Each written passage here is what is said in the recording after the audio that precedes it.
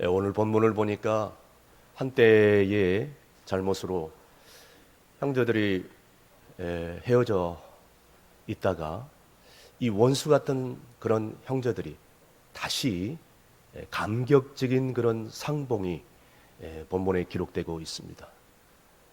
형제들이 헤어지면 동생 야곱이 아버지 이삭을 속이고 이 형 에서가 받아야 될 장자의 축복을 빼앗음으로 인해서 시작되었습니다.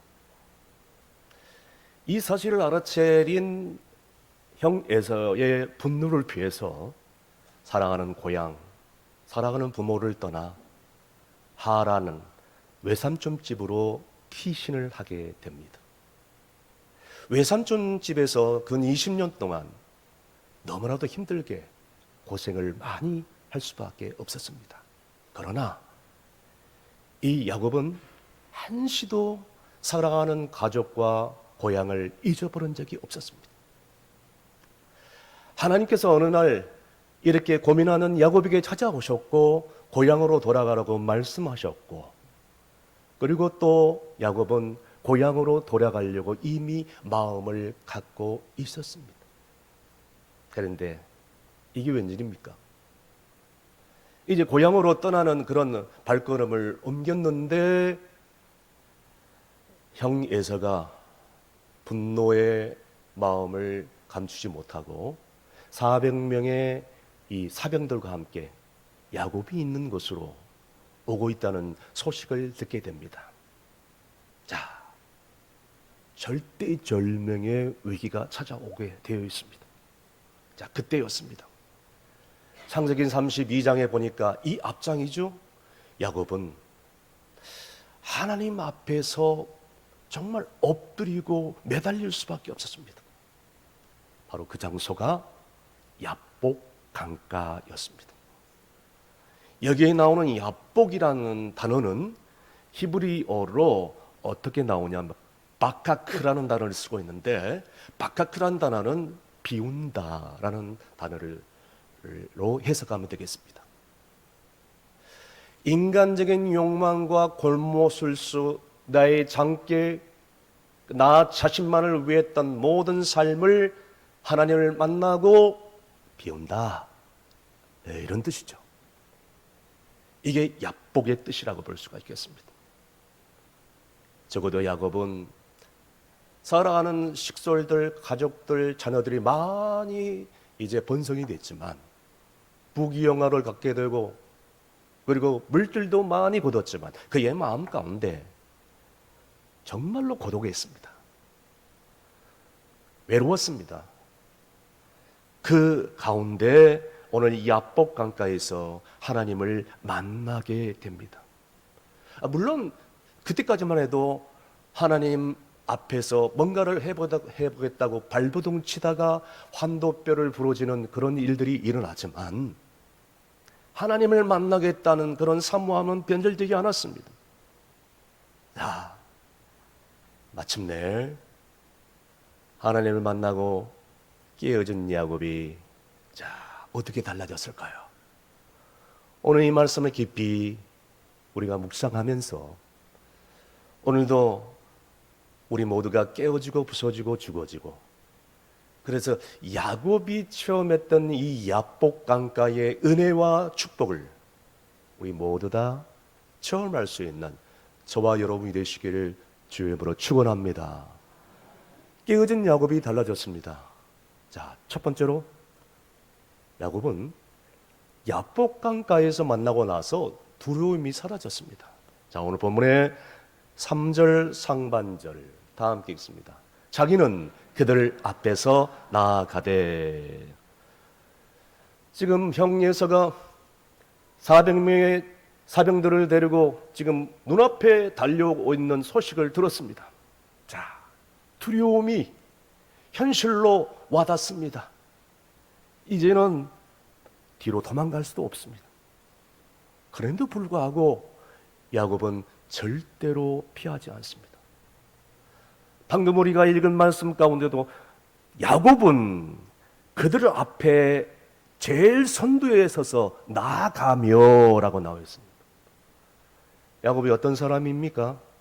곤모술수, 장깨, 잔머리 잘 굴리고 계산적인 사람이고 자기만을 아는 사람이고, 그렇다고 형 예서처럼 와일드하고 뭐 정말 외향적인 성격도 아니고 내성적인 그런 상황이고 어머니의 편애를 받고, 이런 사람이었습니다.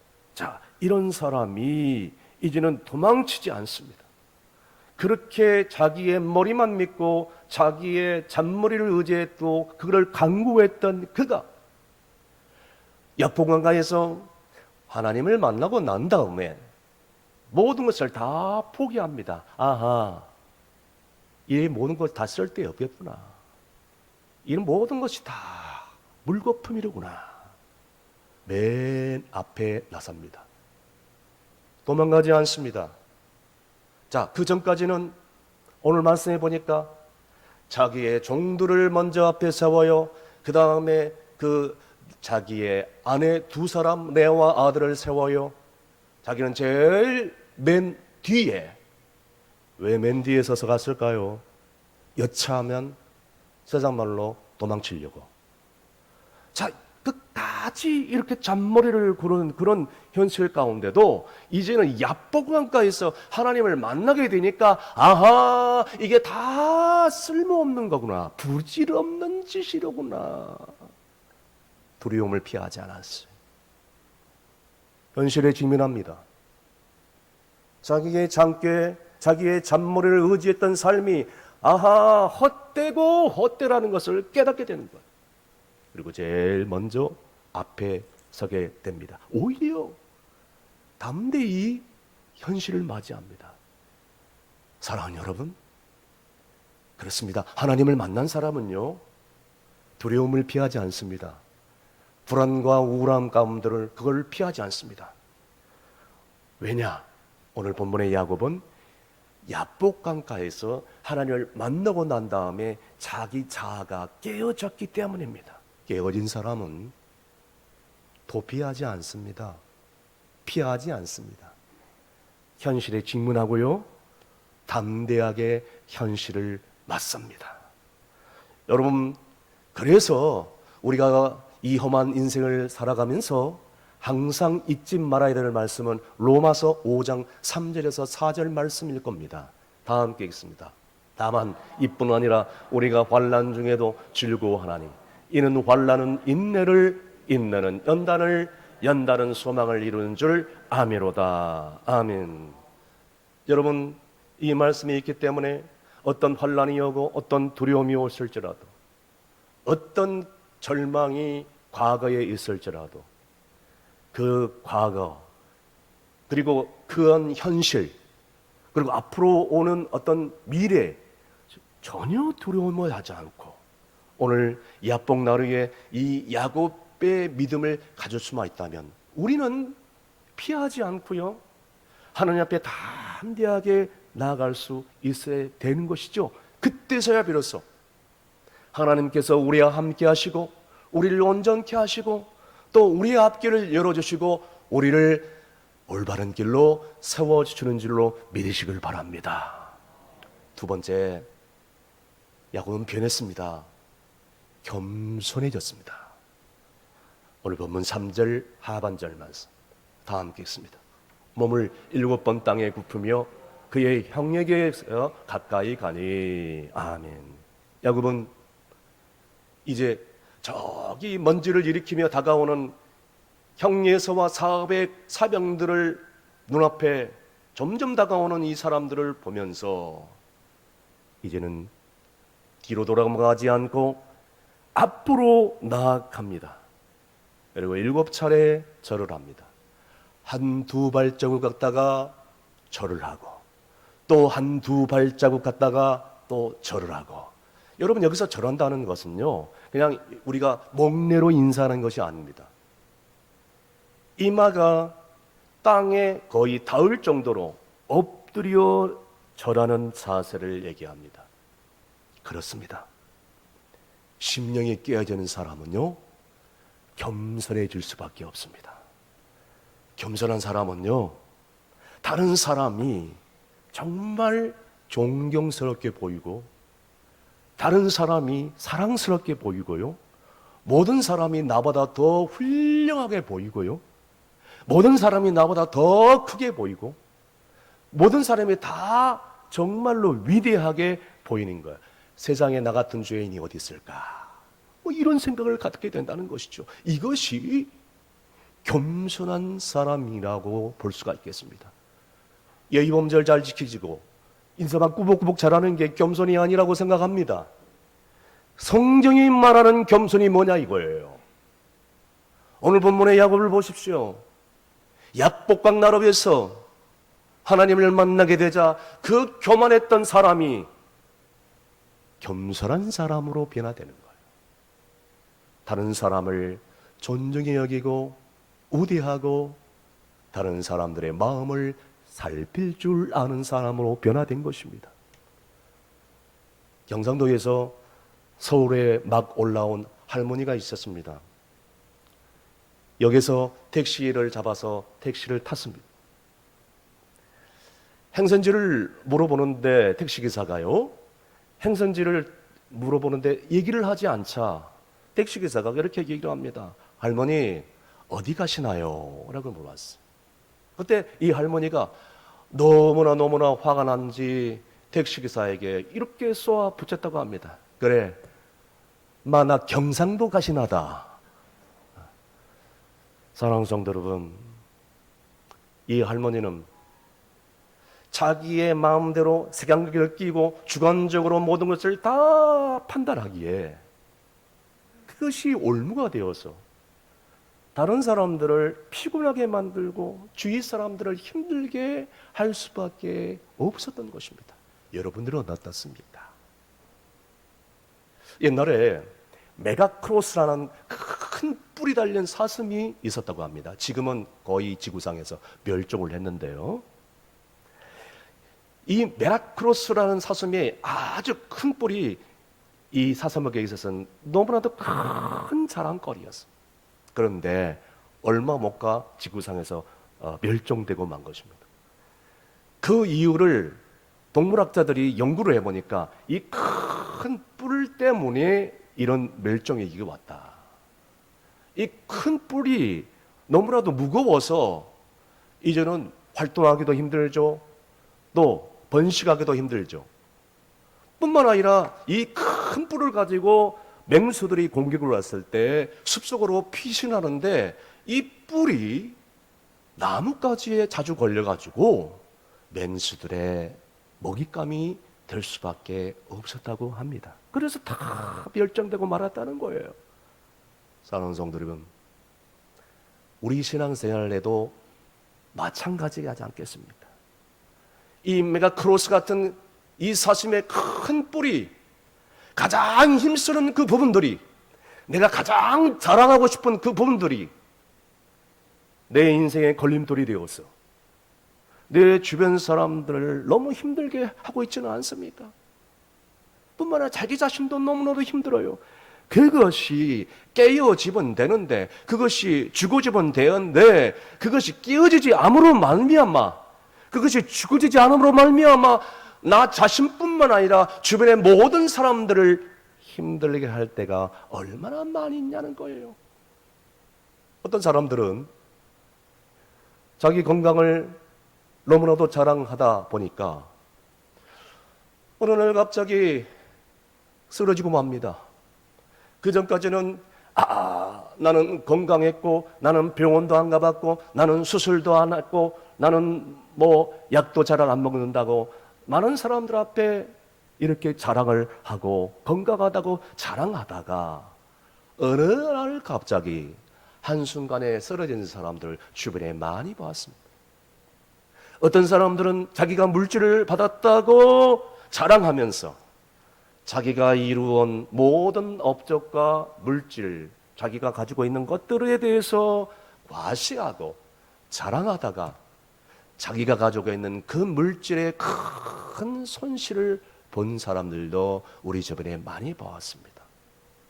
어떤 사람들은 이 정이 너무 많아가지고 이 사람한테 정 주고 저 사람한테 정 주고 하나님을 의지하기보다는 그 사람을 너무너무 의지해서 정을 주었던 그 사람에게 언젠가는 한번 배신을 당하고 큰 상처를 받아 눈물을 흘리는 주변 사람들을 많이 보았습니다.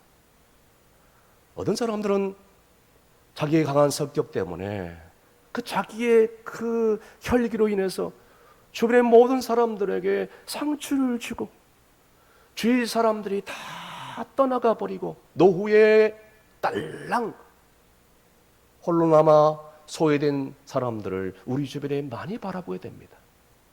어떤 사람들은 자기의 그런 그 매사의 부정적인 교만함 때문에 자기 자식들과 후손들의 앞으로의 진로와 축복을 다 가로막는 그런 사람들도 주변에 많이 보았습니다.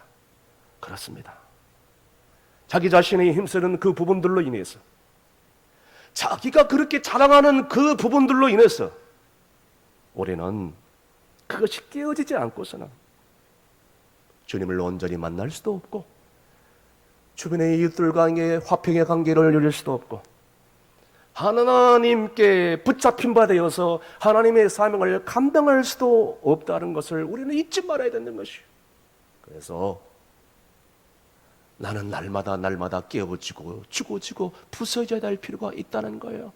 여러분, 날마다 바울이 죽노라고 고백한 그 고백이 여러분의 고백이 되기를 주임으로 축원합니다. 우리도 야곱처럼 맞고 나서 눈물 흘리고 후회하지 말고 맞기 전에 내가 하나님이 주시는 복들을 정말로 다 잃기 전에 하나님이 주신 모든 것들을, 은혜를 다 소멸해버리기 전에, 나중에 피눈물 흘리기 전에, 그 전에 내가 십자가 앞에 말씀 앞에 나가서 깨닫고 내가 영적으로 바로 섬으로 하나님 앞에 내가 깨어져야 될 부분이 철저하게 깨어지는 은혜가 우리 모두에게 있기를 간절히 바랍니다. 그래서 저는 고린도전서 9장 27절 말씀, 사도 바울의 고백을 정말로 좋아합니다. 다 함께 읽습니다. 내가 내 몸을 쳐 복종하게 하면 내가 남에게 전파한 후에 자신이 도리어 버림을 당할까 두려워함이로다. 아멘. 여러분, 겸손이란 말 뜻이 뭘까요? 나 같은 추한 죄인이 어디 있을까? 정말로 나만 생각하면 너무나도 죄스럽고 주님만 생각하면 너무나도 감사할 것밖에 없는데, 이런 사람이 겸손한 사람이지 않겠습니까? 그때 지금 말씀드린 것처럼 꾸벅꾸벅 절하고 예배음절 잘 지키고 신호등 잘 지키는 사람이 겸손한 사람입니까? 이게 나쁘다는 얘기가 아닙니다. 성경이 말하는 겸손의 뜻이 뭐냐 이거예요. 방금 제가 말씀드렸습니다. 여러분, 겸손한 사람은 아무나 다른 사람을 정죄하지 않습니다. 겸손한 사람은요, 다른 사람을 비난하지 않습니다. 왜? 나 같은 죄인을 살리신 주님의 은혜를 알기 때문에. 나 같은 추한 죄인이 어디 있을까라고 생각하는 사람은 다른 사람들을 함부로 판단하지 않습니다. 이것이 깨어진 사람의 본 모습입니다. 사랑하는 성도 여러분, 오늘 바울처럼 이제라도 내가 버림받을까 봐서, 아니 좀 심하게 얘기하자면 내가 지옥 갈까 봐서, 내가 떨리는 마음으로 두려운 마음으로 나는 날마다 주 앞에 나가서 우리도 바울처럼 깨어지고 죽어지고 부서질 수 있기를 간절히 바랍니다. 이제는 야복강에 야곱이 체험했던 그 신앙을 날마다 주님 앞에 체험함으로 인해서 내가 힘쓰는 부분들이, 내가 그렇게 자랑하는 그 부분들이 주님 앞에 나가서 죽어지고 깨어질 때에 정말 하나님의 온전한 복을 우리 모두 다 누리게 될 줄로 믿으신 분들은 큰 소리로 아멘 하시길 바랍니다. 마지막으로요, 야곱이 하나님을 만나고 야복강가에서 깨어지니까 가식이 사라집니다. 위선이 사라집니다. 허세가 사라집니다. 가면을 벗어버립니다. 오늘 본문 15절 10절 말씀입니다. 다 함께 읽습니다. 내가 형님의 얼굴을 배운즉 하나님의 얼굴을 본 것이 같사오니 형님도 나를 기뻐하심이다. 아멘. 우리 옆에 있는 분들과 웃으면서 인사하겠습니다. 당신의 얼굴을 보니 하나님을 보는 것 같습니다. 시작. 당신의 얼굴을 보니 피하고 싶습니다. 그런 분들은 안 계시죠? 할렐루야. 여러분, 어떤 사람이 아무리 물질을 가졌더라도 그 어떤 사람과 원수를 맺고 화평하지 않는데 그 물질이, 그 지혜가, 그 명예가 아무런 소용이 없다는 것을 언젠가는 깨닫게 될 것입니다. 그렇습니다. 오늘 본문의 야곱이 그랬었거든요. 야곱이 이렇게 깨어지고 부서지니까 가식이 사라져요. 진실해집니다. 그래서 이 에서를 만나기 전에 미리미리 정보를 듣고 풍성한 선물을 준비를 했거든요. 처음에는 그런 마음으로 선물을 준비했을 거라고 추측이 됩니다. 에서의 마음을 이 선물로 조금 녹이고자, 그래서 이 위기를 조금이라도 피하고자 처음에는 그런 동기로 이 선물을 준비했을 것입니다. 자, 그런데 야복 나라에서 하나님을 만나고 환도복에 깨어지고 죽어지고 깨어지고 부서지자 그 순간 그의 육체와 그의 심령이 깨어지고 부서지고 죽어지자, 아하! 내가 장기를 부리며 준비했던 선물이 다 소용이 없구나. 이런 잔머리를 굴렸던 것이 후회가 되는구나. 이런 부귀영화가 형제와 화평을 누리지 못하는데 뭐가 중요하겠나 깨닫게 되는 거예요. 선물의 내용은 변함이 없었습니다. 그리고 선물을 가지고 형 에서 앞에 절뚝절뚝거리면서 엎드려 절하면서 나아갑니다. 어떤 마음을 가지고 왔을까요? 사죄하는 마음으로, 존경과 사랑하는 마음을 가지고 쩔뚝거리면서 나아간 것입니다. 에서가 선물을 처음에는 거절합니다. 그때 동생 야곱이 간구하며 이렇게 얘기를 하는데, 형님 무슨 말입니까? 왜 선물을 거절합니까? 형님께 내가 은혜를 입었사온데 내가 형님의 얼굴을 보니 하나님의 얼굴을 보는 것 같습니다. 형님의 그 은혜 때문에 내가 지금까지 외삼촌 라반 집에서 이렇게 많은 그런 재물과 부를, 은혜를 입었습니다. 이건 모두 다 형님의 기도와 사랑 아니겠습니까? 받으시옵소서. 이 형 예사가 이 진실한 야곱을 보니까 마음이 달라져요. 야곱을 보니까 가식이 사라졌어요. 외식이 사라졌어요. 허세 사라졌어요. 가면 다 벗어버렸어요. 진실의 증거를 깨닫게 된 거예요.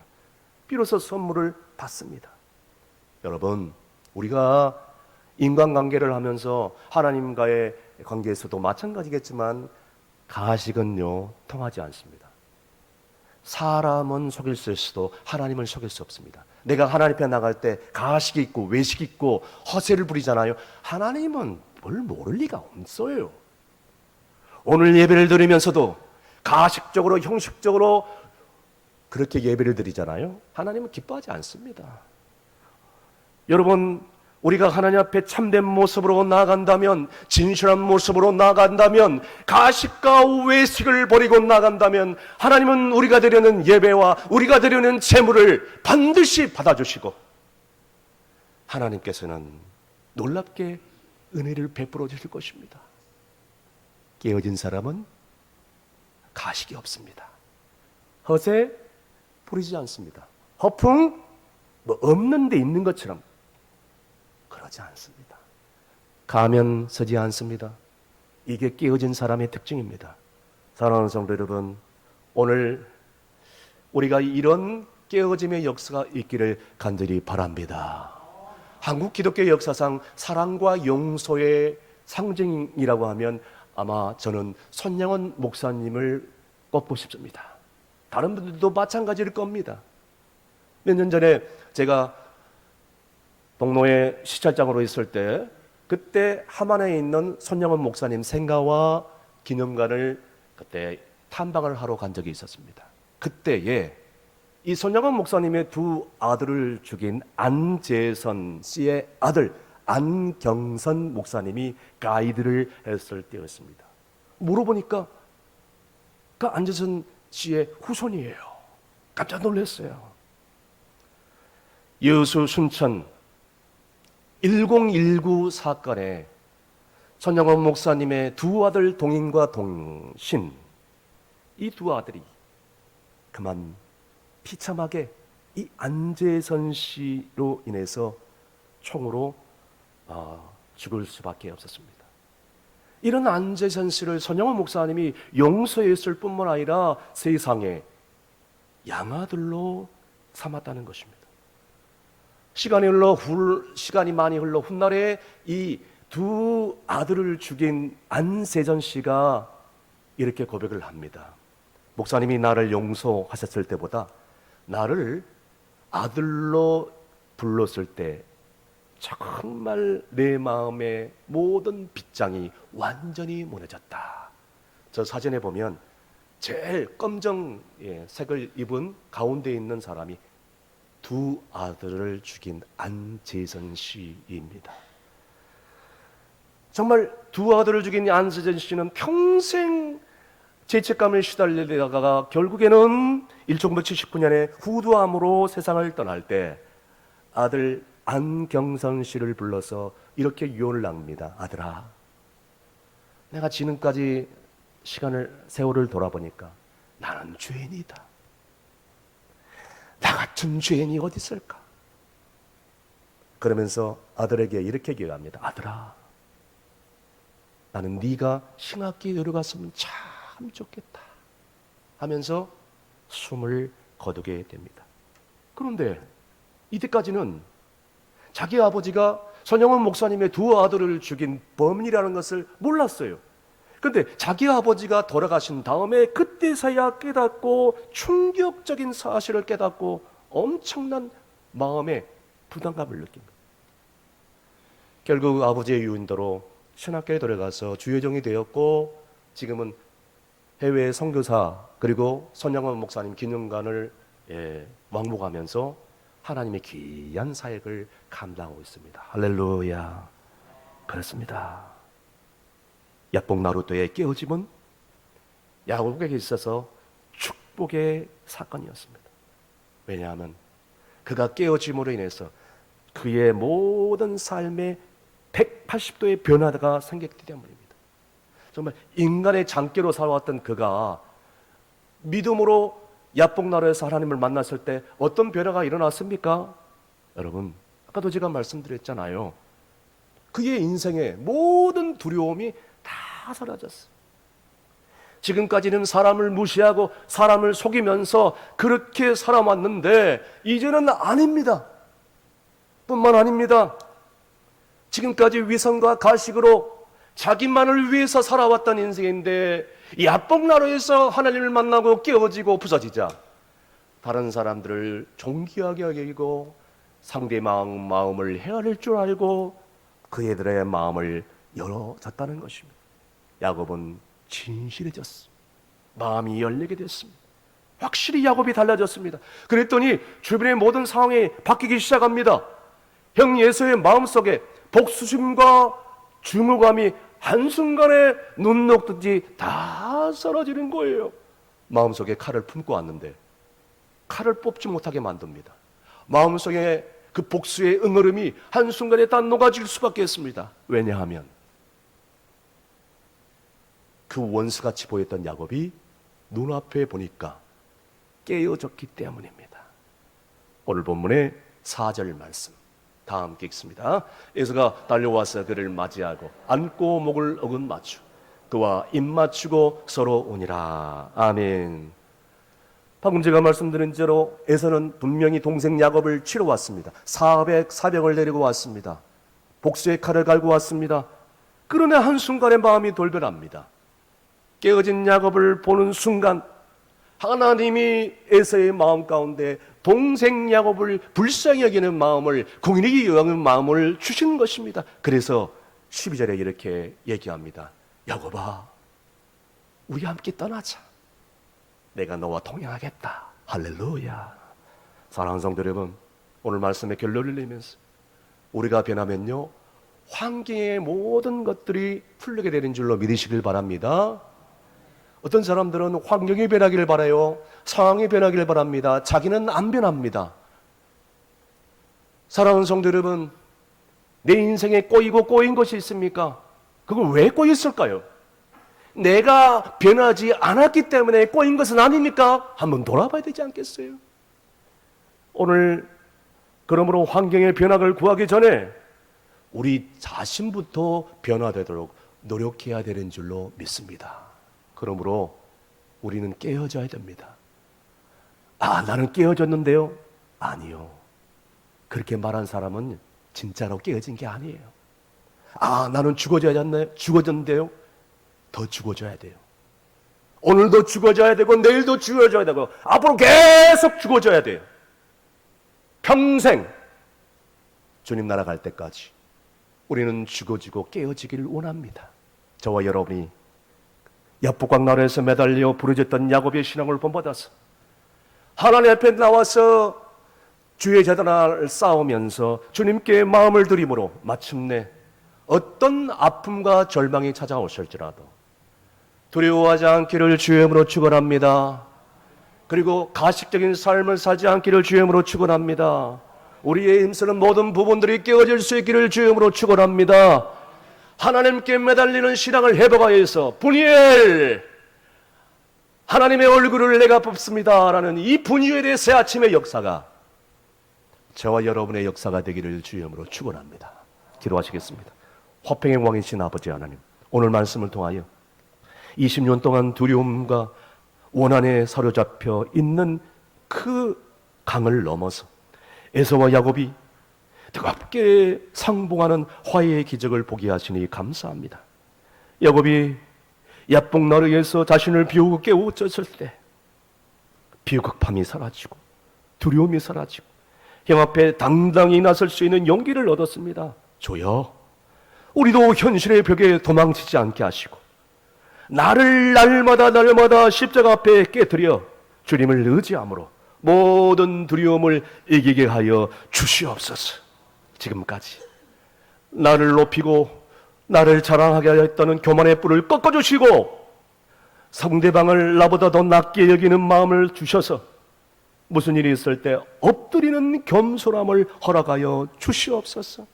내가 먼저 죽어주고 부서질 때 굳게 닫혔던 상대방의 마음의 모든 문이 다 열리고 녹아지는 화해의 역사를 내 삶 가운데 분명히 체험하게 하여 주시옵소서. 예수님의 이름으로 기도합나이다. 아멘.